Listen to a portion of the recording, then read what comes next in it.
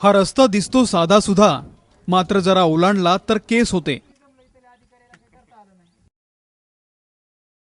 तीही थेट तेलंगणाच्या सिकंदराबादमध्ये।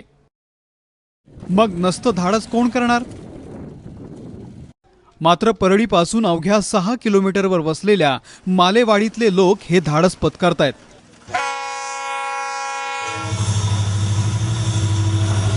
कारण रेल्वे रूळ नाही ओलांडायचा तर मग काय हवेतनं जायचं का, असा प्रश्न त्यांना पडलाय। नेहमी आम्ही पाठपुरावा करतो, तर आम्ही शासनाकडे माझ्याकडे तसे पुरावे आहेत, कागदपत्र आहेत। आम्हाला त्यांनी इथं मागणी केल्यानंतर आम्हाला 60 लाख रुपये भरा असं त्यांनी ग्रामपंचायतला, आमच्या गावाची अशी ग्रामपंचायतची हीच नसती ना साहेब, ताकद नसती की 60 लाख रुपये भरण्यासाठी। एकीकडे रेल्वे रूळ ओलांडण्याची भीती तर आहेच, शिवाय केस झाली तर जामिनासाठी सिकंदराबादला खेट्यांची शिक्षा।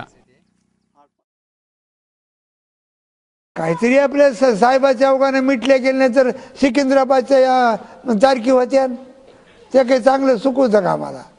हां, पण सिकंदराबादशी जमानत होत नाही म्हणून आम्हाला असा दाब टाकते, तर ते लोक वाहनं खड्डे मोठे मोठे खड्डे करतात आणि वाहनं एकदम बंदच होते। अनेक आंदोलनही झाली पण उपयोग शून्य। शेतकऱ्यांचे तर हाल वेगळेच। गोपीनाथरावजींनी एक वेळेस आम्ही गाव म्हणजे रेल्वे रोको आंदोलन केलं आणि स्वतःच्या हिमतीवर तो रस्ता ओलांडा एवढं आम्हाला त्या ठिकाणून आश्वासन भेटलं। तेव्हापासून वागू लागलो तर आम्ही, पण खूप अडचणी आल्या तिथून बैलगाडी जायला, गाडी रेल्वेचा काही टाईम बरोबर नाही। 7 एकर कांदा होता। असल्या दुष्काळामध्ये मी ते स्वतः पाण्याचं नसताना सोर्स असं एक आटोकातीने प्रयत्न करू त्याचा आम्ही मेहनत घेतली होती।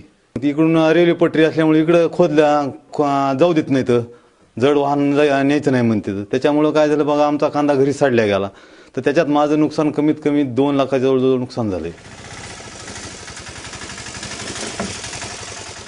उंबरठे झिजवून देखील रेल्वे दखल घ्यायला तयार नाही। लोकप्रतिनिधी ढिम्म आहेत। गावकरी रोजच्या रोज कायदा ओलांडतायत आणि जीवही धोक्यात घालतायत।